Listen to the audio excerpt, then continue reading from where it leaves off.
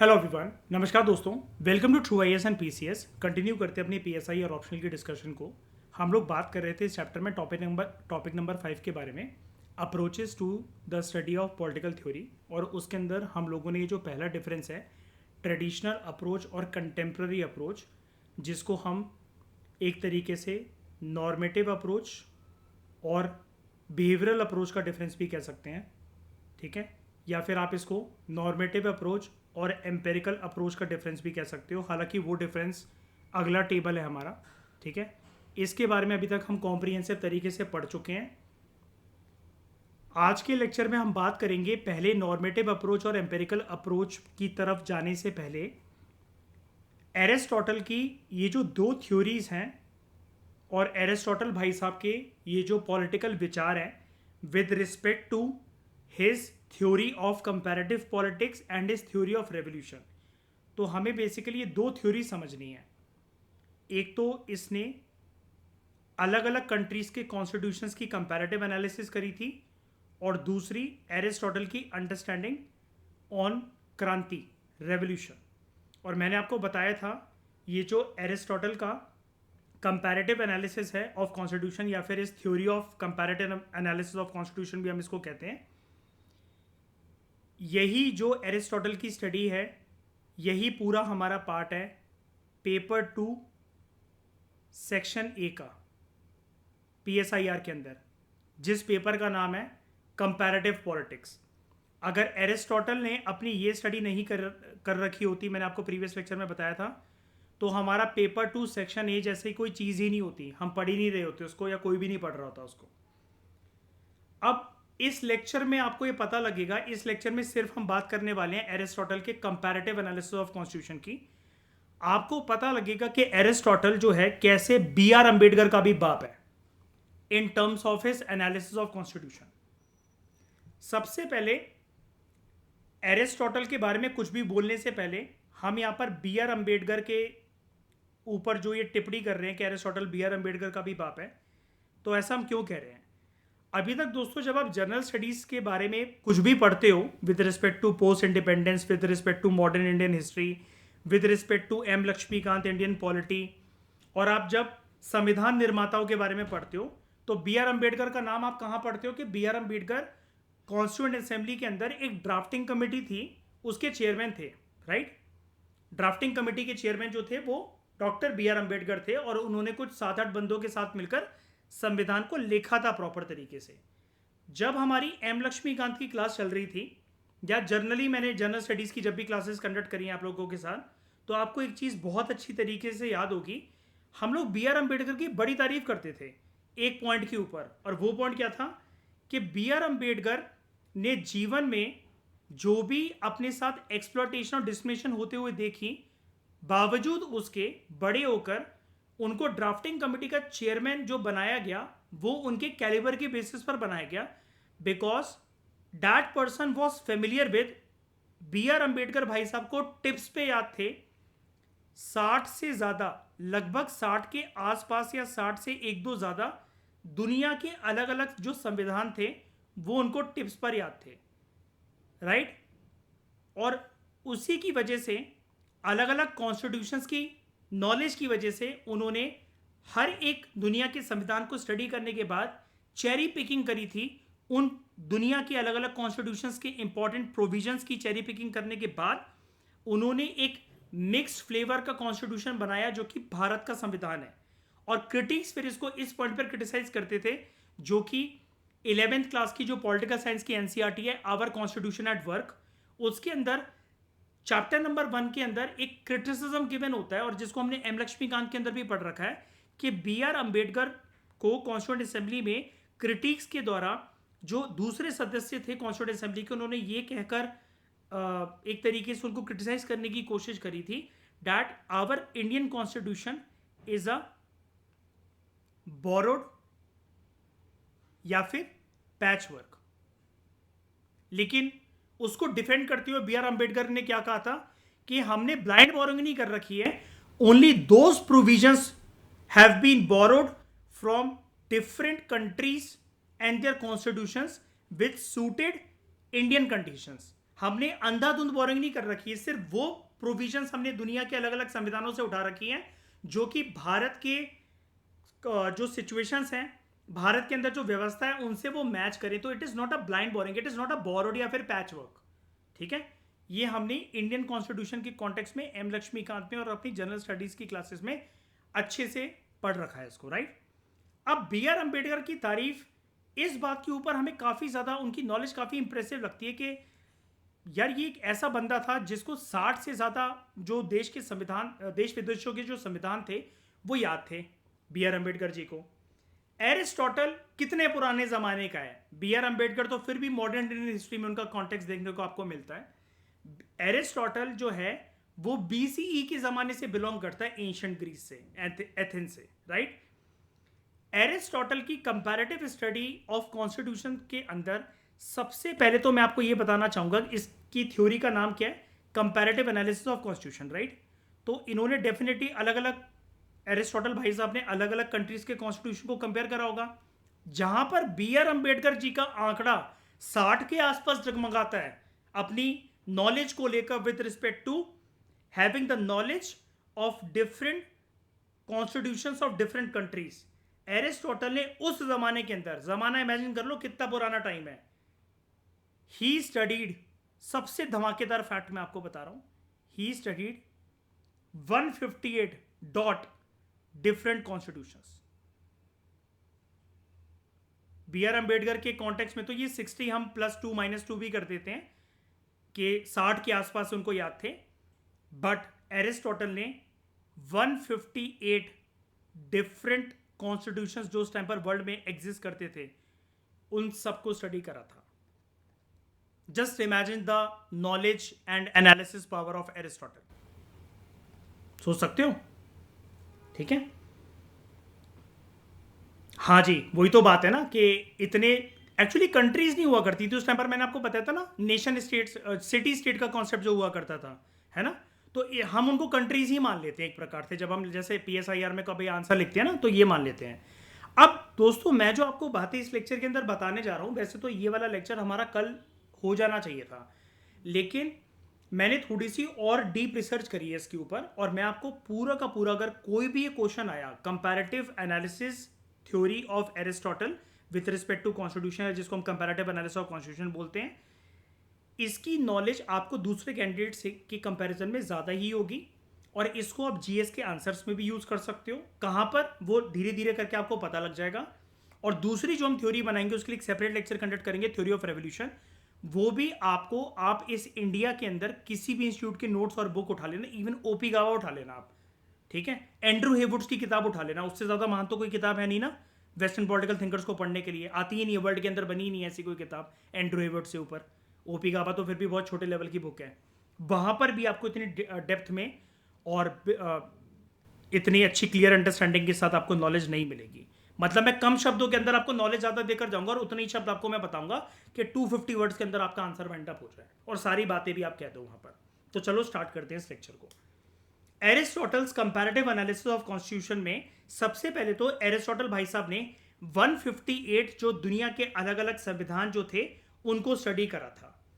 अब ये क्यों स्टडी करा था, देखो क्या है, एरिस्टोटल ना अपने गुरु प्लेटो से अलग कैसे है, आपको पहली झलक जो देखने को मिलती है वो एरिस्टोटल के कंपैरेटिव एनालिसिस ऑफ कॉन्स्टिट्यूशन से देखने को मिलती है। जहां पर प्लेटो एरिस्टोटल के जो टीचर थे, जो उसके गुरु थे, जो उसके मेंटोर थे, वो आइडियलिज्म की राह पर चलते थे, आगे चलकर वो रियलिस्ट हो गए थे, लेकिन फिर भी एरिस्टोटल जब उनका क्लासरूम में उनके लेक्चर्स को स्टडी करता था, अटेंड करता था, आपको पता ना एरिस्टोटल बेस्ट स्टूडेंट था प्लेटो का और सबसे बड़ा क्रिटिक भी रहा है। तो एरिस्टोटल का ये मानना था, जब वो बड़ा हुआ, जैसे आप क्या होता है कि अभी आप एक स्टूडेंट हो, बाद में एक स्टूडेंट भी ना एक इंडिपेंडेंट पर्सन बन जाता है। जैसे यूपीएससी की क्लासेस को मैंने पढ़ाना शुरू करा, उससे पहले मैं भी तो कहीं स्टूडेंट रह चुका हूँगा, कहीं पर तो मैंने क्लासेस किसी टीचर से या किसी के यूट्यूब को लेक्चर को देखना, मैं भी तो कभी स्टूडेंट था जब मैं यूपीएससी के ज्ञान को एकत्रित कर रहा था। आज मैं एक इंडिपेंडेंट सेटअप खोलकर बैठा हूँ ट्रू आईएएस एंड पीसीएस के नाम से। एरिस्टोटल भी ऐसी जब जीवन में अपनी थ्योरीज देता है, और उसके जीवन काल में ये जो दो बहुत महान थ्योरीज रही हैं comparative analysis of constitution and theory of revolution, इसको देने के लिए एरिस्टोटल को याद आता था अपना वो क्लासरूम जहां पर वो प्लेटो को अपना टीचर समझ के वहां पर उसके क्लासरूम में लेक्चर्स अटेंड करा करता था, डेली जाया करता था उसके गुरुकुल में, है ना। अब क्या होता है, एरिस्टोटल को पूरे जीवन काल में जहां जब तक उसने प्लेटो की क्लासेस अटेंड करी अपने गुरु की, उसको एक बात समझ में आई कि मेरे गुरु ना, प्लेटो जो मेरे मेंटर हैं, वो ना भावुक हो जाते हैं और हवाइयाँ बातें करने लग जाते हैं, अपनी मनगढ़ंत कहानियां बनाने लग जाते हैं बहुत बारी, कि जो चीज़ जैसी हुई भी नहीं है उसको एकदम से क्रिटिसाइज करने लग जाएंगे, उसके ऑल्टरनेटिव कुछ देने लग जाते हैं वो, है ना। और वो सजेस्टिव प्रिस्क्रिप्टिव नेचर की ज़्यादा बातें करने लग जाते हैं।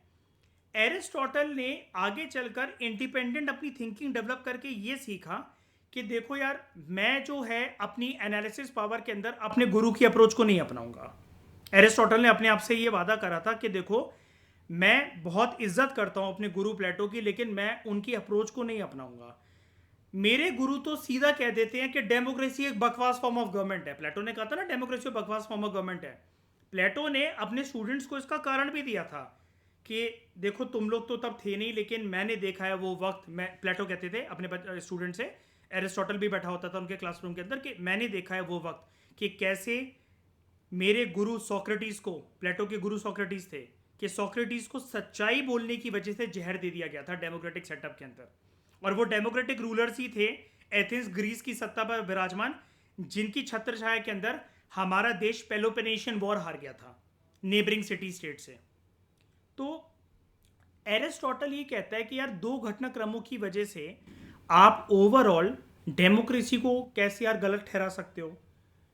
सत्ता में बैठे हुए जो लोग हैं, हो सकता है वो गलत तरीके से देश को चला रहे हो, नाम बदनाम हो रहा हो डेमोक्रेसी का, लोकतांत्रिक व्यवस्था का। अब चलो, एक बारी एरिस्टोटल की बातों को समझने से पहले एक आपको मैं रेफरेंस देता हूं, ठीक है, एरिस्टोटल की बात को सपोर्ट करने के लिए। आप देखना, खुद समझ जाओगे अभी। 1947-48 का इंडो पाक वॉर, इंडिया विनर था कि लूजर था? विनर था। 1965 इंडो पाक वॉर, इंडिया विनर था कि लूजर था? विनर था। 1971 बांग्लादेश वॉर, इंडो पाक वॉर ऑफ 1971, इंडिया विनर था कि लूजर था? 1999 कारगिल वॉर, इंडिया विनर था कि लूजर था? और इसी टाइमलाइन में अब एक लेटेस्ट ऐड हो गया है, नई एनसीईआरटी कभी फ्यूचर में लिखी जाएंगी तो ये बनेगा 2025 का operation Sindoor, mini war of India in Pakistan. But Kargil भी छोटा ही वॉर था वैसे, और कारगिल को भी बहुत सारे एक्सपर्ट्स वॉर की कैटेगरी में नहीं रखते हैं। ऐसी 2025 के इस युद्ध को भी बहुत सारे एक्सपर्ट्स, मैं आजकल एडिटोरियल्स वगैरह पढ़ रहा था इसके ऊपर, तो कई एक्सपर्ट्स बोल रहे हैं कि ये वॉर है, कई बोल रहे हैं वॉर नहीं, लेकिन आप जानते हो कि ये वॉर है, चाहे छोटे नेचर का ही है भले ही। तो अब इस टाइमलाइन के अंदर, आज तक हम बोलते थे इतिहास में 4 मेजर वॉर हुए इंडिया पाकिस्तान के बीच में, ये 5वां ऐड हो गया। अब जब वो एनसीईआरटी वगैरह का भी फ्यूचर में चेंज होंगी तब आपको मिल जाएगा इसके बारे में जिक्र। 2025 का इंडो पाक का वॉर, इंडिया विनर था कि लूजर था? बताओ। विनर था।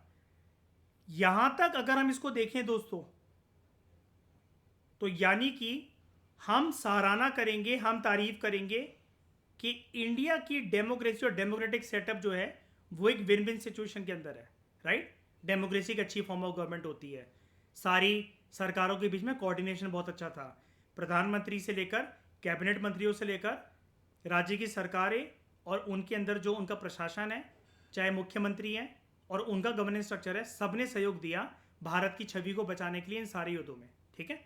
चलो दूसरी पिक्चर डिस्कस करते हैं। 1962 Sino Indian war, Indo China war. अब इंडिया विनर था कि लूजर था? हाँ, हार गए थे।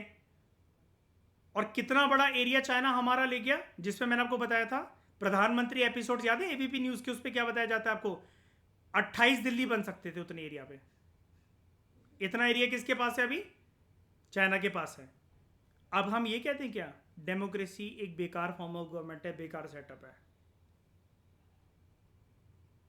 समझ रहे हो? हमारे यहां औरतों को शुरू से ही फ्रीडम दी गई है, right, in terms of voting power. Universal right franchise. Post independence का पहले चैप्टर याद है, जहां पर वो इलेक्टोरल रूल्स रेडी हुए थे, नेहरू जी के सामने प्रेजेंट करे गए थे, मैंने पढ़ाया था। वहां पर औरतों का नाम मयूर याद है, वाइफ ऑफ, डॉटर ऑफ करके लिखा गया था। नेहरू जी ने गुस्से में फाड़ दिया था उसको, इसको हटाओ, ये क्या बकवास है ये। हम एक मिसाल कायम करना चाहते हैं लोकतांत्रिक व्यवस्था की। प्रॉपर औरतों के नाम लिख कर आओ, बहू बेटियों के, जो जो 21 साल की हो गई हैं। पहले क्योंकि वोटिंग एज 21 साल की होती थी, बाद में अमेंडमेंट एक्ट की वजह से 1988 के आसपास वो 18 साल कर दी गई थी। ठीक है, तो यहाँ पर औरतों के पास हमारे वोटिंग राइट्स अवेलेबल है ना। ठीक है, ये एक अच्छी चीज़ है डेमोक्रेटिक सेटअप की। लेकिन वहीं पर हम इस चीज़ को बिल्कुल डिनाई नहीं कर सकते हैं कि हमारे देश में करप्शन जो है वो बढ़ती चली जा रही है, और हैप्पीनेस इंडेक्स के मामले में हमारा देश नीचे, लोग खुश नहीं है। ठीक है, तो क्या डेमोक्रेसी को फेलियर बोल दे? अब जो मैं आपको ये एनालिसिस इंडिया के कॉन्टेक्स्ट में दे रहा हूं ना, यही बस आप पूरी नॉलेज को अप्लाई कर लेना अब मेरे लेक्चर में एरिस्टोटल की दृष्टिकोण से। एरिस्टोटल समझ रहे हो ना, एरिस्टोटल क्या बोलने की अब कोशिश करेगा। एरिस्टोटल ये कहता है कि यार एक दो घटनाक्रम की वजह से मेरे गुरु जो है वो तो यही मान बैठे हैं पूरी तरीके से अपने मन के अंदर, लोकतांत्रिक व्यवस्था बेकार है, democracy is the worst form of government. Aristotle ना आइडियलिस्ट नहीं था अपनी अप्रोच के अंदर, वो ख्याली पुलाव बनाना पसंद नहीं करता था। एरिस्टोटल को हम अपनी अप्रोच के अंदर क्या कहते हैं कि वो रियलिस्ट फिलोसफर था, वो रियलिस्ट पॉलिटिकल थ्योरिस्ट था।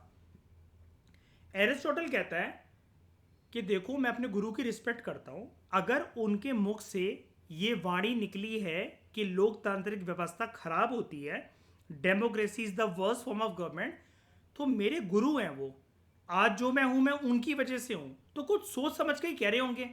अगर डेमोक्रेटिक सेटअप पे वो गुस्सा निकाल रहे हैं तो कुछ सोच समझ के निकाल रहे होंगे। इस चीज का पुख्ता सबूत ढूंढने के लिए, आई रिपीट, इस चीज का, किस चीज का, कि democracy is the worst form of government, Aristotle के मन में आया कि मेरे गुरु प्लेटो ने यह बोला है कि लोकतांत्रिक व्यवस्था सबसे खराब व्यवस्था होती है, किसी भी देश के लिए श्राप होता है। अगर सच में ऐसा है तो मैं एक बारी दुनिया के उन सभी संविधानों को स्टडी करना चाहूंगा जहां पर मुझे लोकतांत्रिक व्यवस्था, और लोकतांत्रिक व्यवस्था होने के अलावा जिस भी प्रकार की व्यवस्था है वहां पर एरिस्टोक्रेसी है, डिक्टेटरशिप है, सोशलिस्ट टेंडेंसी है, फासिस्ट टेंडेंसी है, मतलब आगे चलकर ये नाम आगे आए हैं थ्योरीज के, लेकिन वो लोकतांत्रिक व्यवस्था के अलावा दूसरी व्यवस्थाओं को स्टडी करने में जुट गया एरिस्टोटल, ताकि वो इस चीज का पुख्ता सबूत पता लगा सके कि डेमोक्रेसी में क्या सारे ही लोग दुखी हैं, और जहां पर क्या डेमोक्रेसी नहीं है, जिनके संविधानों में लोकतांत्रिक व्यवस्था का जिक्र नहीं है, क्या वो सभी देश बर्बाद है क्या। तो एरिस्टोटल ने इस चीज के ऊपर अपना होमवर्क करने के लिए इतना जोश में आ गया भाई साहब ये बंदा, कि इसने 158 डिफरेंट कॉन्स्टिट्यूशंस वर्ल्ड के स्टडी कर डाले। और यही जाकर आपका कंपैरेटिव एनालिसिस का जो पेपर है ना, पेपर 2 सेक्शन है, पेपर 2 सेक्शन के अंदर आपको ना क्वेश्चंस ऐसे आते हैं कि आपको इंस्पिरेशंस लिखनी पड़ती हैं। You understand what are inspirations in international politics. किसी कंट्री की कोई अच्छी बात है तो उसको बोरो कर कर अपने देश में अप्लाई कर कर क्या फायदे होंगे और क्या चैलेंजेस आ सकते हैं उसको अपनाने में, पेपर 2 सेक्शन है बस इसी बारे में है। तो उसके अंदर हम थ्योरीज जो यूज करते हैं वो पेपर 1 सेक्शन एक ही वेस्टर्न पॉलिटिकल थिंकर्स की यूज करते हैं, पर्टिकुलरली उस पेपर की शुरुआत, और मेजॉरिटी ऑफ द क्वेश्चंस जो होते हैं जिनके आंसर हम एड्रेस करने होते हैं वो होकर इसी रास्ते से गुजरते हैं, एरिस्टोटल का कंपैरेटिव स्टडी ऑफ कॉन्स्टिट्यूशन की थ्योरी के रास्ते से। क्योंकि एरिस्टोटल नहीं होता तो वो सब्जेक्ट ही नहीं होता, वो डिसिप्लिन ही होता, डिसिप्लिन ही नहीं होता। कंपैरेटिव पॉलिटिक्स दोस्तों एक डिसिप्लिन होता है जिसका निर्माण जो है, निर्माता जो है वो एरिस्टोटल माना जाता है। तो एरिस्टोटल की कंपैरेटिव स्टडी ऑफ कॉन्स्टिट्यूशन के अंदर एरिस्टोटल ने, मैंने आपको बताया, 158 डिफरेंट कंट्रीज के कॉन्स्टिट्यूशन एरिस्टोटल भाई साहब ने स्टडी करे। अब क्यों स्टडी करे? ताकि एरिस्टोटल ये जान सके कि उन सारे संविधानों की, ध्यान से समझना, स्ट्रेंथ क्या क्या है, what are its strengths, what are its weaknesses, how the structure that is given for the country in those countries' constitutions, how they impact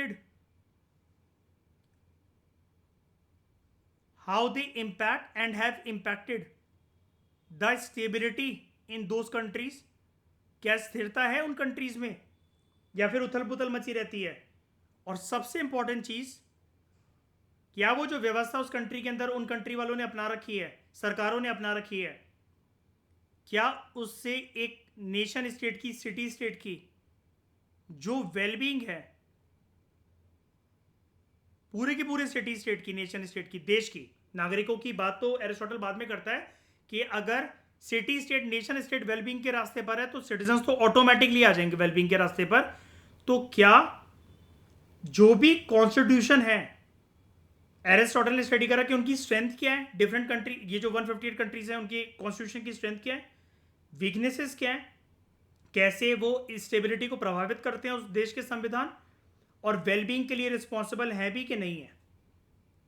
उसने कॉन्स्टिट्यूशन को जो क्लासिफाई करा, सबसे इंपॉर्टेंट बात दोस्तों जो आपको, अगर इसके ऊपर क्वेश्चन आ जाएगा जो आपको लिखनी पड़ेगी, एरिस्टोटल ने जो अलग अलग देश के संविधानों को जो क्लासिफाई करा, ठीक है, the way he classified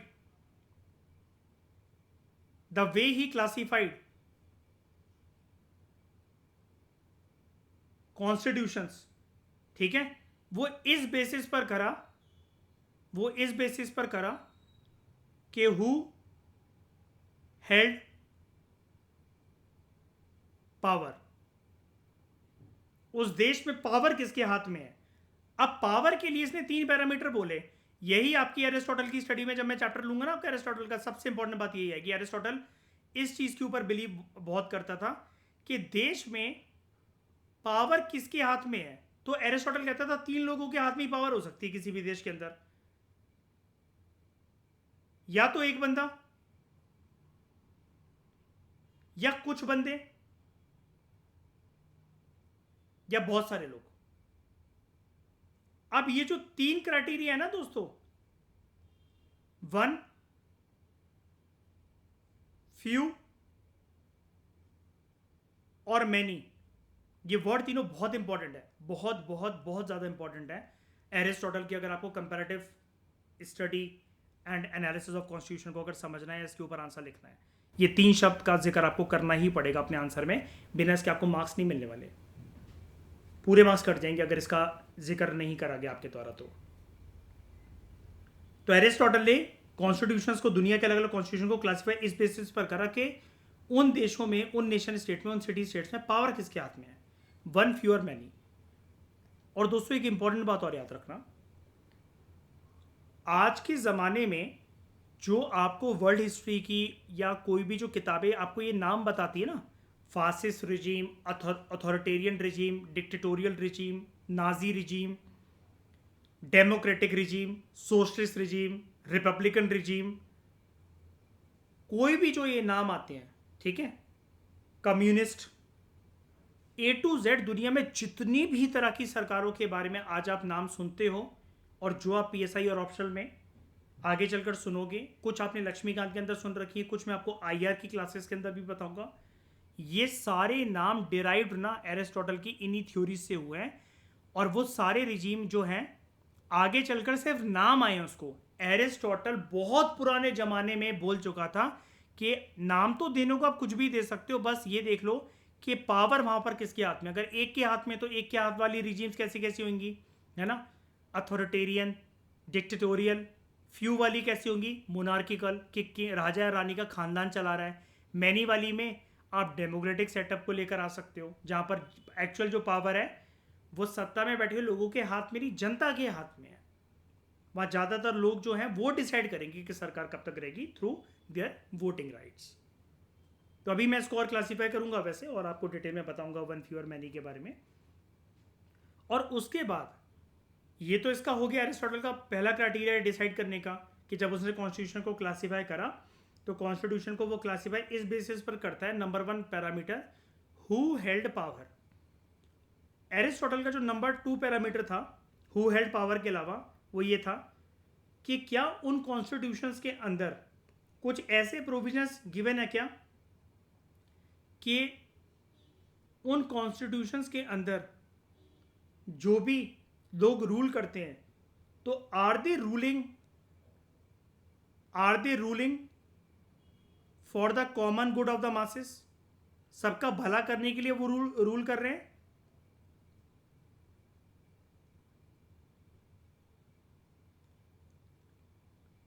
are people in a country चूंकि सत्ता पे बैठे लोग हैं, are they ruling for the common good of the masses?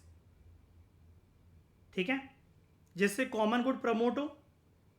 क्या संविधान के अंदर ये सब चीजें गिवन है? ठीक है, या फिर they are ruling for their own self interest, सिर्फ अपने फायदे के लिए वो रूल कर रहे हैं। और एरिस्टोटल यहां पर एक सॉल्यूशन ओरिएंटेड अप्रोच देता हुआ ये कहता है दोस्तों कि अगर आपको ये पता लगाना है कि एक अच्छे कॉन्स्टिट्यूशन की डेफिनेशन क्या होती है,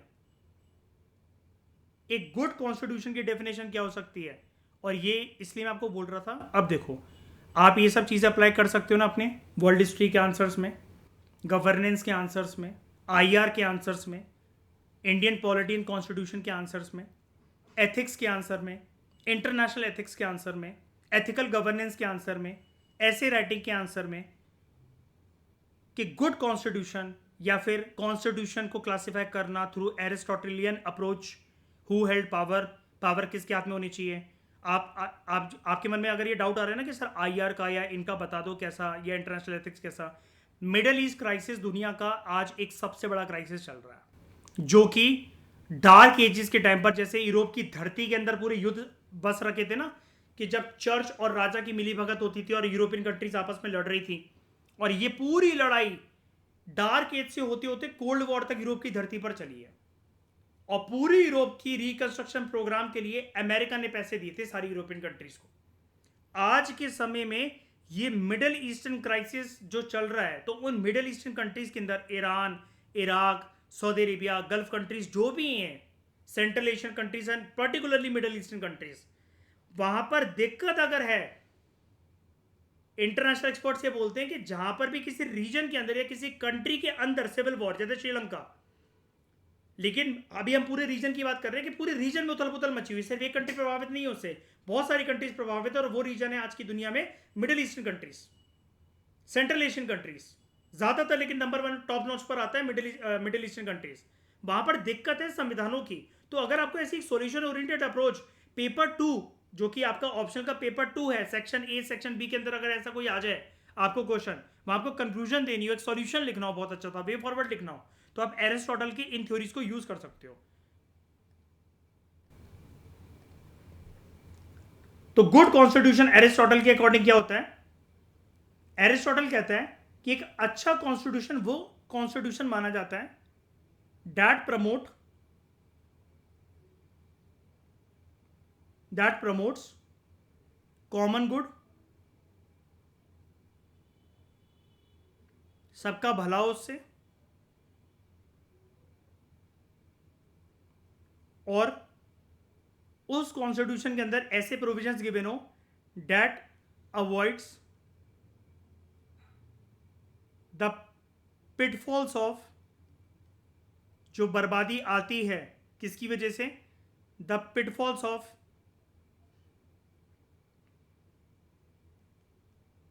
करप्शन एंड इनस्टेबिलिटी, अस्थिरता।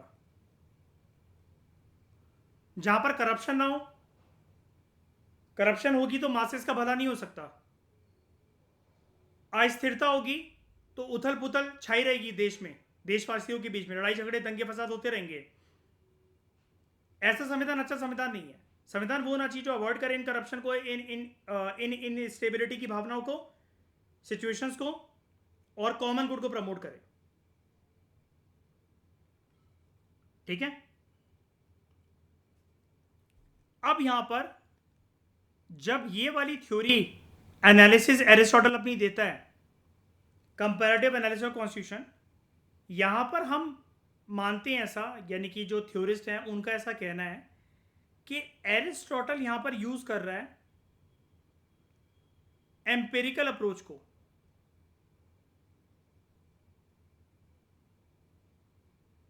एम्पेरिकल अप्रोच को, इसलिए यहां पर लिखा हुआ था, देखो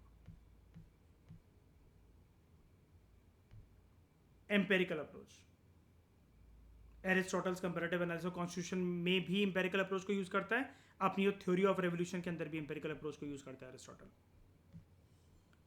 तो यहां पर एरिस्टोटल एम्पेरिकल अप्रोच को यूज कर रहा है, और कंपैरिजन के लिए हम इसको कहते हैं this empirical approach is used by Aristotle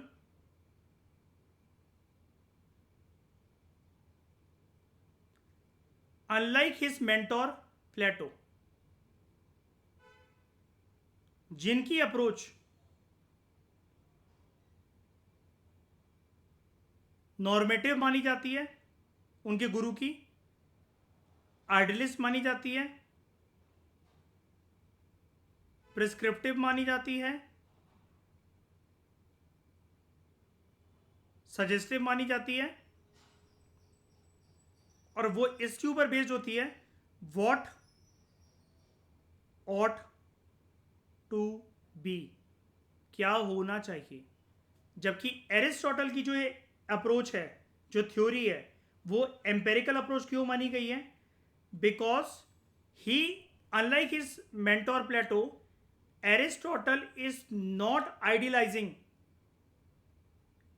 Aristotle is not idealising about an ideal state. Plato जैसे कहता है ना, जहां पर फिलोसफर किंग वगैरह होगा, बहुत सारी चीजें कहता है। अभी तक तो मैंने आपको अपने लेक्चर्स में फिलोसफर किंग का कॉन्सेप्ट भी बताया है कि फिलोसफर किंग का कॉन्सेप्ट होगा, अगर फिलोसफर किंग आ जाए, डेमोक्रेसी हट जाए, तो वो एक आइडियल स्टेट बन जाएगी, परफेक्ट स्टेट बन जाएगी, जहां पर सभी का वेलफेयर प्रमोट होगा, मासेस का, और greatest happiness for greatest number की थ्योरी, मतलब या फिर फंक्शनैलिटी वहां पर उसके अंदर देखने को मिलेगी। उसने अपने मन से ऐसी कोई एक विचारधारा नहीं दी एरिस्टोटल ने, कोई ख्याली पुलाव नहीं पकाए। एरिस्टोटल ने एम्पेरिकल अप्रोच का सहारा लिया, यानी कि उसने प्रैक्टिकल तरीके से नंबर 1 एक तो स्टडी करा 158 संविधानों को, ठीक है, ताकि एरिस्टोटल, उसका एम क्या था, ताकि एरिस्टोटल ये समझ सके कि मेरे गुरु जो इतने बड़े आलोचक हैं लोकतांत्रिक व्यवस्था से, क्या सभी देशों के अंदर जहां पर लोकतांत्रिक व्यवस्था है वहां पर सिस्टम गलत चल रहा है क्या, और जिन देशों के अंदर लोकतांत्रिक व्यवस्था नहीं है क्या, तो वो सिस्टम भी गलत है क्या, वहां पर उनका देश सर्वाइव नहीं कर पा रहा क्या, there is no greatest happiness for greatest number of masses क्या। तो एक्चुअली में वेरियस कंट्रीज के जो कॉन्स्टिट्यूशन के अकॉर्डिंग जो उनकी कंट्रीज का गवर्नेंस स्ट्रक्चर है, वो प्रैक्टिकल तरीके से फंक्शन कैसे करता है, इसको समझने के लिए एरिस्टोटल को दुनिया के विभिन्न संविधानों को स्टडी करना पड़ा। अब यहां तक ये वाली बात खत्म नहीं हुई है। अगला इंपॉर्टेंट एस्पेक्ट एरिस्टोटल के कंपैरेटिव एनालिसिस ऑफ कॉन्स्टिट्यूशन में आता है इस बात का, जिसको अब हम एक्सटेंड करने वाले हैं। ये बोला था ना एरिस्टोटल ने, यहां पर ही classified constitution according to who held power, one, few and many. And ये देखना होगा हमें कि उन संविधानों के अंदर जो प्रोविजंस हैं, क्या उससे कॉमन गुड प्रमोट हो रहा है, या फिर सत्ता में बैठे हुए लोग सिर्फ अपना ही जो स्वार्थी बनकर जो अपना इंटरेस्ट है उसको सेटिस्फाई करने में लगे हुए हैं, या फिर वो जनता की भलाई के लिए, कॉमन गुड मतलब सबकी भलाई के लिए वो काम कर रहे हैं, है ना। तो यहाँ पर एरिस्टोटल ने हमें एक आइडिया दिया था क्लासिफिकेशन ऑफ कॉन्स्टिट्यूशन का, प्रॉपर तरीके से जैसे एरिस्टोटल क्लासिफाई करता है कॉन्स्टिट्यूशन को, तो हिज क्लासिफिकेशन ऑफ कॉन्स्टिट्यूशंस को जानते हैं। एरिस्टोटल के अकॉर्डिंग दुनिया में अलग अलग प्रकार के संविधान किस किस तरह के हमें देखने को मिलते हैं। सबसे पहले प्रकार का संविधान, एरिस्टोटल कहता है आप कॉन्स्टिट्यूशन को नंबर 1 तो इस कैटेगरी में क्लासिफाई कर सकते हो बाय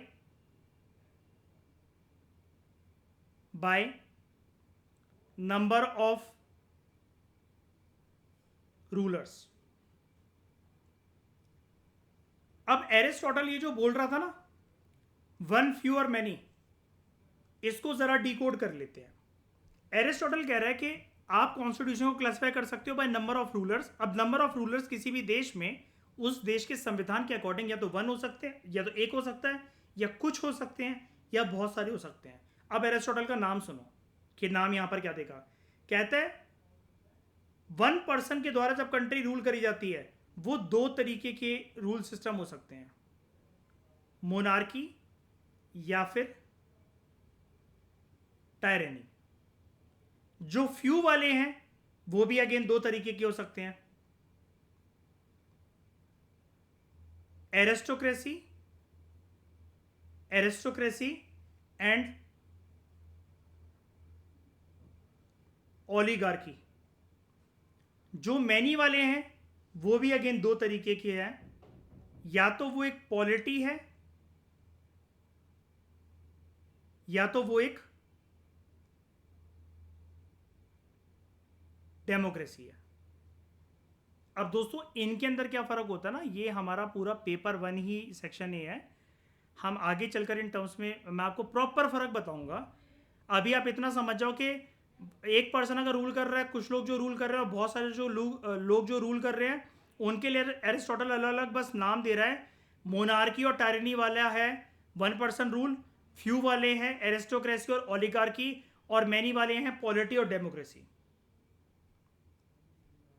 तो पहला जो इसका ब्रॉडर क्लासिफिकेशन है एरिस्टोटल की, कि we can classify constitution by number of rulers, ठीक है, 1, फ्यू और मैनी, और उसके नाम भी मैंने आपको बता दिया। उनमें थिन डिफरेंस क्या होता है कि what is the difference between monarchy, वो तो आप जानते हो राजा रानी का कॉन्सेप्ट होता है, लेकिन फिर टायरेनी क्या है, एरिस्टोक्रेसी कैसे अलग है ओलिगार्की से, और पॉलिटी कैसे अलग है डेमोक्रेसी से। इसने 2 नाम दिए थे सबके, तीनों कैटेगरी से, 1, फ्यू और मैनी वाले।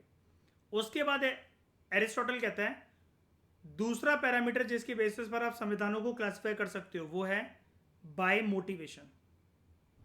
ये सारे इंपॉर्टेंट वर्ड्स हैं दोस्तों, ये आपको लिखने हैं पेपर के अंदर, ठीक है। अपने मन से अपने अकॉर्डिंग मैं कभी एनालिसिस और आपको शब्द नहीं देता हूँ। एनालिसिस को मैं इजी लैंग्वेज इंग्लिश के अंदर, इंग्लिश और हिंदी मिक्स करके मैं आपको समझाता हूँ। जितनी चीज़ें मैं स्क्रीन पर लिखता हूँ, कोई सा भी सब्जेक्ट हो, कोई सा भी चैप्टर हो, मेरा कोई सा भी लेक्चर नंबर हो, वो मेरे वर्ड्स नहीं होते हैं कि मैं आपको इजी वर्ड्स में कुछ बनाकर दूं। टेक्निकल चीज़ें जैसे किताबों के अंदर गिवन है, जो अंग्रेजी अनुवाद गिवन है, वो वही लिखता हूं मैं स्क्रीन के ऊपर। बस एक्सप्लेनेशन में आपको कोशिश करता हूं कि इतनी इजी दे दूं कि वो आपको ना हिंदी मुश्किल लगे उसकी, ना अंग्रेजी मुश्किल लगे, ठीक है। तो बाय मोटिवेशन एरिस्टोटल ये कहता है कि अलग अलग जो कॉन्स्टिट्यूशन है, हमें ये देखना पड़ेगा कि उनका मोटिवेशन क्या है। अब मोटिवेशन के लिए वो 2 शब्दों का यूज यहां पर करता है एरिस्टोटल। कहता है ये देख लो कि वो जो संविधान है क्या वो प्योर फॉर्म के हैं या फिर वो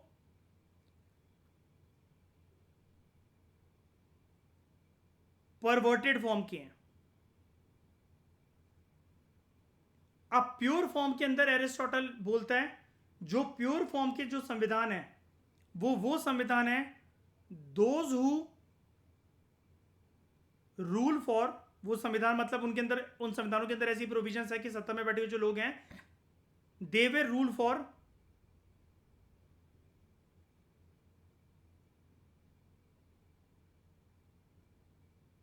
कॉमन गुड, सबके लिए। परवर्टेड फॉर्म वाले वो संविधान की प्रोविजंस हैं जिसके अकॉर्डिंग जिस देश में अगर ऐसा संविधान होगा जो परवर्टेड फॉर्म में होगा, तो जो सत्ता में बैठे हुए जो लोग हैं, जो रूलर्स हैं, they will rule for their own self interest. आपको एक चीज समझ में आ रही है इस पूरी डिस्कशन में? जिस तरीके से हम एम लक्ष्मीकांत में जब कॉन्स्टिट्यूंट असेंबली की डिबेट्स को पढ़ते हैं तो हर चीज की एक्सप्लेनेशन दी थी ना मयूर बी आर अम्बेडकर ने, तो वो तो फिर भी आधुनिक लीडर थे, मॉडर्न इंडियन हिस्ट्री के साथ एसोसिएटेड है कि नहीं रिया निर्वैर। लेकिन एरिस्टोटल देख रहे हो, आपने इसकी थ्योरी में एक चीज नोटिस करी रिया कि उस जमाने के अंदर, ये बिफोर कॉमन एरा के जमाने से बिलोंग करता हुआ एक पर्सन है। अगर मयूर इसने 158 कंट्रीज के कॉन्स्टिट्यूशन को स्टडी करा है और ये जो क्लासिफिकेशन हमें दे रहा है, हर चीज़ की एक्सप्लेनेशन दे रहा है, तो उसने proper study, deep research and analysis करने के बाद ही हमें ये बता पा रहा है कि ऐसे ऐसे करके हम क्लासीफाई कर सकते हैं और ऐसे ऐसे करके अलग अलग संविधानों का हम नाप तोल कर सकते हैं। उसमें से ये बेस्ट है, इसका रंग रूप ये होता है, ये करप्ट होता है, ये प्योर होता है। करप्ट, वैसे उसने करप्ट नहीं बोला, परवर्टेड, ये परवर्टेड होता है, ये प्योर होता है। तो हर चीज के पीछे एक एक्सप्लेनेशन, एक एक्सप्लेनेटरी पावर अवेलेबल है एरिस्टोटल की, और यही क्वालिटी एरिस्टोटल की उसको अपने गुरु प्लेटो से अलग बनाती है। ठीक है, और डिस्कस करते हैं इसके बारे में, और भी बातें बाकी रह गई हैं। अब एरिस्टोटल ना, जैसा कि मैंने आपको बोला, हवा में आधी अधूरी कभी कोई बात नहीं छोड़ेगा। आप जब भी एरिस्टोटल के बारे में पढ़ोगे ना, तो आप एरिस्टोटल के फैन इस वजह से हो जाओगे क्योंकि एरिस्टोटल ना आपको ऐसे मोड़ पर लाकर नहीं छोड़ता है कि देखो मैंने आपको सारी चीज़ें बता दी, अब आप डिसाइड कर लो कि कौन सी चीज़ें बेस्ट है। एरिस्टोटल हर चीज़ की कंक्लूजन देता है कि मेरे हिसाब से क्या सही है। आप चाहो तो मुझे लाइक कर सकते हो, आप चाहो तो मुझे डिसलाइक कर सकते हो इस बात के ऊपर। एरिस्टोटल ने जब ये सारी चीज़ों को दोस्तों स्टडी कर लिया, सारे संविधानों को, और ये जितने भी इसने हमें क्लासिफिकेशन बता दी कि 2 फॉर्म में क्लासीफाई करा जा सकता है संविधानों को, by number of rulers, by motivation. अब एरिस्टोटल पहुंचेगा एक कंक्लूजन पे, और सबसे तगड़ी कंक्लूजन है उसकी इस थ्योरी की, the comparative analysis of constitution की। एरिस्टोटल कहेगा, let us know what is the best constitution of the world. अब आप इसको इंटरव्यू वगैरह पे कहीं पर भी यूज कर सकते हो, या तो सपोर्ट में या तो इसके आर्ग्यूमेंट के अगेंस्ट जाकर, लेकिन वो आर्ग्यूमेंट आपको खुद से नहीं देनी है। आप यहाँ पर कुछ नहीं हो, आपकी औकात नहीं है कुछ भी, याद रखना, बुरा मत मानना मेरी बातों का। लेकिन मैंने आपको बताया था पीएसआईआर ऑप्शनल के अंदर एक्सपर्ट्स के ओपिनियन के कंधे पर रख के आपको बंदूक चलानी है, किसी को कोट करना तब क्रिटिसाइज करना है एरिस्टोटल के इस बेस्ट कॉन्स्टिट्यूशन के कॉन्सेप्ट को, या फिर इसकी पूरी थ्योरी को, comparative analysis of constitution. Aristotle के अकॉर्डिंग बेस्ट कॉन्स्टिट्यूशन जो है, तो जब मतलब वो क्या है, तो एरिस्टोटल जो है जब वो एक्नॉलेज कर रहा था इस चीज़ की थ्योरेटिकल सुपीरियरिटी को लेकर कि दुनिया में ऐसा कौन सा संविधान है जिसके अंदर पूरी थ्योरी ऐसे लिखी हो जो कि उसको सबसे सुपीरियर बनाती हो, ठीक है। तो वो बेसिकली एरिस्टोटल ये मानता है कि देखो, दुनिया में उस जमाने में जब एरिस्टोटल जिंदा था, तो एरिस्टोटल कहता है कि ज़्यादातर मैंने संविधानों के अंदर मोनार्किकल फॉर्म ऑफ गवर्नमेंट देखा है, जहां पर रूल होता है एक वर्चुअस इंडिविजुअल का, कहने का मतलब है एक काबिल व्यक्ति का। एरिस्टोटल ने बोला मोनार्किकल फॉर्म ऑफ गवर्नमेंट मुझे ज़्यादातर कंट्रीज की कॉन्स्टिट्यूशन की स्टडी में देखने को मिली, लेकिन मेरे according this is not the best form of constitution जहां पर मोनार्की का जिक्र हो। एरिस्टोटल कहता है क्योंकि इसके ना कभी उस देश में कुछ प्रैक्टिकल चैलेंजेस आएंगे। एरिस्टोटल कहता है मेरे अकॉर्डिंग, और एरिस्टोटल कह रहा है ये मेरे पर्सनल विचार हैं, सहमत आपको होना है हो जाओ, नहीं होना कोई बात नहीं। एरिस्टोटल कहता है जितना मैंने जिंदगी का अपने वक्त दिया है, अपने साल दिए हैं दुनिया के विभिन्न संविधानों को स्टडी करने के लिए, तो मैं इस कंक्लूजन पर पहुंचा हूं कि मैं फेवर करता हूं पॉलिटी को, ठीक है। मैं फेवर करता हूं पॉलिटी को, और उसने पॉलिटी को बोला कि पॉलिटी जो है मेरे अकॉर्डिंग एक मिक्स्ड कॉन्स्टिट्यूशन है, एक मिक्स्ड कॉन्स्टिट्यूशन है जो कि सबसे स्टेबल है, एंड इट प्रमोट्स या it brings into just form of government, जो कि जस्टिस करेगी, सबका भला करेगी, न्याय करेगी। और सबसे बड़ी बात एरिस्टोटल कहता है, तीसरा पॉइंट, कि ऐसी पॉलिटी के अंदर, ऐसे मिक्स कॉन्स्टिट्यूशन के अंदर इंटरेस्ट बैलेंस हो जाएंगे, इंटरेस्ट ऑटोमेटिकली बैलेंस हो जाएंगे। किस किस के? फ्यू के और मैनी के। एरिस्टोटल कहता है, कहने का मतलब ये देखो सिंपल बता देता हूं, जब आप ये एग्जाम में डायग्राम बनाओगे आपको ऐसे करके आप एक डायग्राम बना सकते हो। उसके अंदर एरिस्टोटल कहता है ये वाला संविधान बेकार है जहां पर पावर एक इंडिविजुअल के हाथ में है। वो कहता है हमें, मेरे हिसाब से मतलब हमें एक ऐसा कॉन्स्टिट्यूशन लेकर आना चाहिए जो कि पॉलिटी हो, ऐसा कॉन्स्टिट्यूशन बैलेंस होता है and it is a mixture of both, जहां पर फ्यू और मैनी के बीच में बैलेंस है, ये भी अवेलेबल है ये भी अवेलेबल है। तो यहां पर देख लो दो वर्ड थे ना, फ्यू और मैनी, और यहां पर भी एरिस्टोटल इनके बैलेंस करने की यहां पर बात कर रहा है कि जहां पर इंटरेस्ट बैलेंस हो जाएंगे फ्यू के भी और मैनी के भी। यानी कि जो इसका नंबर 2 फॉर्म थी ना संविधान को क्लासिफाई करने की, और नंबर 3 फॉर्म थी, उसके बारे में बात कर रहा है। ये जो मोनार्की थी या फिर कोई भी ऐसा संविधान जहां पर there is rule of one virtuous ruler, one के द्वारा जो रूल है, तो ये जो नंबर 1 फॉर्म ऑफ कॉन्स्टिट्यूशन है एरिस्टोटल इसको नकार देता है, कहता है ये बकवास है। ठीक है,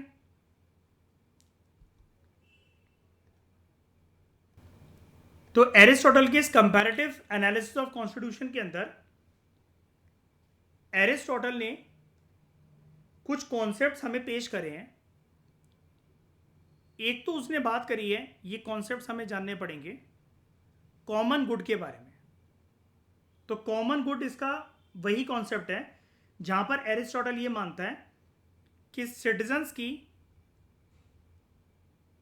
सिटीजन्स की वेलबींग और उनका जो वर्च्यू है वो प्रमोट होना चाहिए। एरिस्टोटल एक्सप्लेन करते हुए कहता है कि मेरी नजरों में ये होता है कॉमन गुड। उसके बाद एरिस्टोटल कहता है there should be rule of law, और कहता है कि लॉ हमेशा है ना ऐसा होना चाहिए that is applied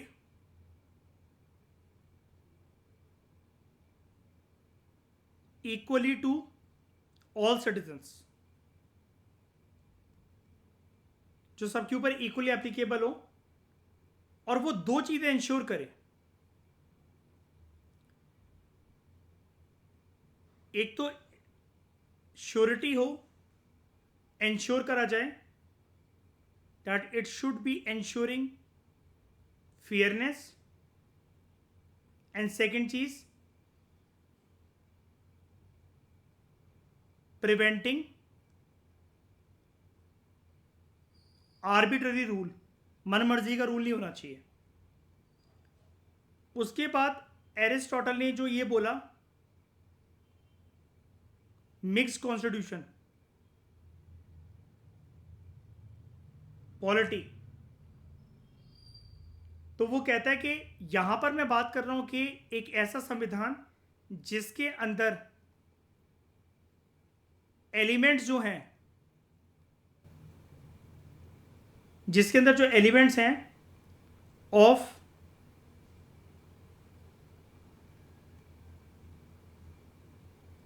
different forms of government के, वो मिक्स होने चाहिए। और एरिस्टोटल कहता है मेरा मकसद सिर्फ इतना है कि स्टेबल सिस्टम आए और बैलेंस सिस्टम आए। और फिर वो जो बात कर रहा था कि संविधान का मकसद ये भी होना चाहिए कॉमन गुड के अलावा एक जस्ट सोसाइटी बनाना। तो एरिस्टोटल के अकॉर्डिंग जस्टिस जो है उसका कॉन्सेप्ट ये है, या जस्ट कॉन्स्टिट्यूशन भी आप इसको कह सकते हो, जस्टिस भी कहते हैं इसको हम लोग एक्सपर्ट्स, और जस्ट कॉन्स्टिट्यूशन भी कहते हैं। तो एरिस्टोटल ये मानता था कि जस्ट कॉन्स्टिट्यूशन जो है वो ऐसा कॉन्स्टिट्यूशन होता है जो कि डिस्ट्रीब्यूट करता है अलग अलग ऑफिसेस को और अलग अलग पावर्स को, यानी कि जो सत्ता में बैठे जो लोग हैं उनके अलग अलग जो ऑफिसेस हैं, ऑफिस यहाँ पर बिल्डिंग को नहीं कहते, मतलब रिस्पॉन्सिबिलिटीज एंड पावर्स की वो बात कर रहा है, फेयर तरीके से ये डिस्ट्रीब्यूशन होना चाहिए, एकदम फेयर तरीके से सबको मौका मिलना चाहिए। और यहाँ पर सिटीजन्स का जो कंट्रीब्यूशन है सिटीजन्स का जो कंट्रीब्यूशन है उसके लिए भी हमारे दिल में रिस्पेक्ट होनी चाहिए, प्लस रिकॉग्निशन होनी चाहिए, एंड जनता का भी से होना चाहिए इन running the government, in running the country, और उनको भी मौका मिलना चाहिए कि वो पार्टिसिपेट कर सके डिसीजन मेकिंग के अंदर। ठीक है। अब एरिस्टोटल के इस कंपैरेटिव एनालिसिस ऑफ कॉन्स्टिट्यूशन की सिग्निफिकेंस क्या है?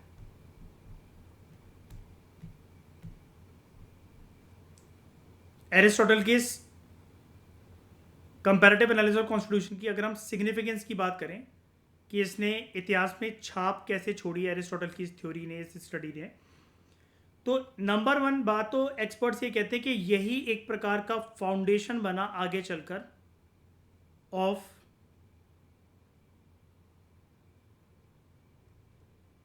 कंपैरेटिव पॉलिटिक्स का। फाउंडेशन बना कंपैरेटिव पॉलिटिक्स का, जहां पर अगर कोई कंट्री, ध्यान से सुनना, जहां पर अगर कोई कंट्री इतनी मैच्योर है कि उसे यह पता लग जाए हमारे देश में क्या क्या चैलेंजेस है करंट कॉन्स्टिट्यूशन के अकॉर्डिंग, एंड क्या do we need to change, क्या हमें चेंज होना करना चाहिए, अपने आप को नया संविधान अडॉप्ट करना चाहिए, या किसी से बॉरोड प्रोविजंस लेकर आनी चाहिए, क्या हम अच्छी बना सकते हैं ऐसे अपनी सोसाइटी को। एरिस्टोटल का ये कंपैरेटिव एनालिसिस ऑफ कॉन्स्टिट्यूशन ये आगे चलकर राजनेताओं के मन में, देश विदेशों के मन में एक छाप छोड़कर गया। 2 एग्जांपल दूं मैं इसके प्रूव करने के लिए कि सच में कंपैरेटिव पॉलिटिक्स वर्क करता है।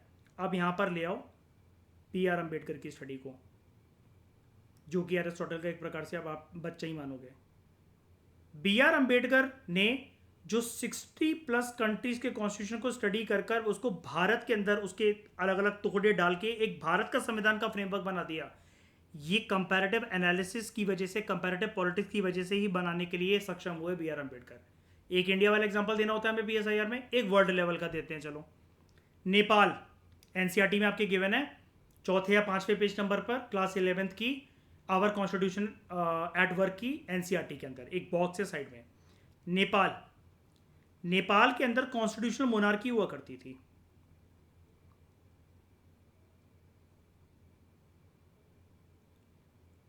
वहां लेकिन चैलेंजेस चलते थे नेपाल के अंदर, triangular conflict, kinky forces, मॉइस forces and guerrilla warfare, ये चलता रहता था। नेपाल के किंग ने खुद स्टेप डाउन करा था और परमिशन दी थी कि प्रॉपर तरीके से डेमोक्रेसी ले आते हैं, मैं राजा हूं लेकिन मैं स्टेप डाउन कर रहा हूं और मैं चाहता हूं डेमोक्रेटिक पॉलिटिकल सेटअप आए हमारे देश के अंदर, मैं मोनार्की को खत्म कर रहा हूं।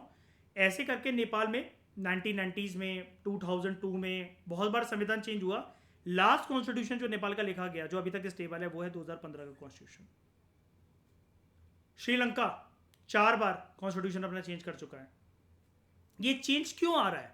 Because those countries need betterment in terms of their governance structure. और नेपाल हो, श्रीलंका हो, यहाँ के संविधानों को बनाने के लिए भारत के राजदूतों ने भी मदद करी थी। भारत के प्रधानमंत्री ने राजदूतों को भेजा था कि उनको सलाह मशवरा देकर आओ, क्योंकि उन्होंने हमसे इंस्पिरेशन ली थी। हमारी कंट्री को बेस्ट डेमोक्रेटिक सेटअप का दर्जा दिया जाता है ना पूरे विश्व के अंदर, इस वजह से। तो ये सब कंट्रीज जो कर रही हैं, श्रीलंका के अंदर जो हो रहा है, नेपाल के अंदर जो हुआ कि राजा खुद स्टेप डाउन कर गया। हमारे B.R. अम्बेडकर साहब ने दुनिया के अलग अलग संविधानों से इंस्पिरेशन लेकर एक भारत का संविधान की रचना करी। ये सब कुछ के पीछे बेस माना जाता है एरिस्टोटल के कंपैरेटिव पॉलिटिक्स की स्टडी को,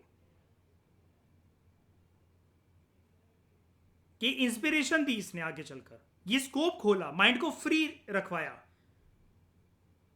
पॉलिटिकल लीडर्स के, देश के अलग अलग संविधान निर्माताओं के। ठीक है।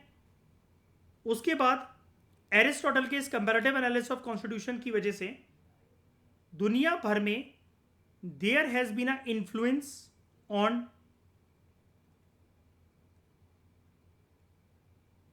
पॉलिटिकल थॉट, क्योंकि एरिस्टोटल के जो आइडियाज थे 3-4, कौन कौन से? एक तो कॉमन गुड का कंसेप्ट, इसी कॉमन गुड के कॉन्सेप्ट को आज के समय में हम बोलते हैं, यही है हमारी, कहां गया ये, theory of welfare state contemporary time की। और इन चीजों के बारे में, कॉमन गुड के बारे में आप इंडिया का एग्जांपल एक दे सकते हो। डीपीएसपी का मकसद ही यही है। दूसरा, रूल ऑफ लॉ, सब कुछ लॉ के अकॉर्डिंग चलेगा। And importance of constitutional design, importance of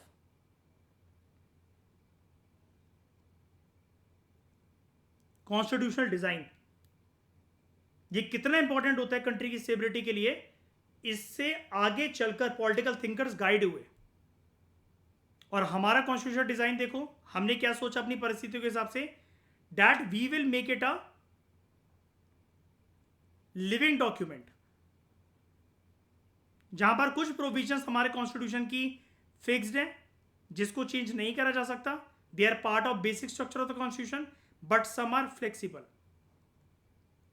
और ये पॉइंट हम ऐसे प्रूव कर सकते हैं, जैसे जैसे परिस्थितियां चेंज हुई, देश के हालात चेंज हुए, अर्थव्यवस्था, सामाजिक व्यवस्था, राजनीतिक व्यवस्था, 100+ अमेंडमेंट्स, 100+ चेंजेस आज तक, आज़ादी से लेकर अभी तक, या संविधान की रचना जब से हुई थी तब से लेकर अभी तक, हमने 100+ अमेंडमेंट्स ला चुके हैं हम अपने संविधान के अंदर।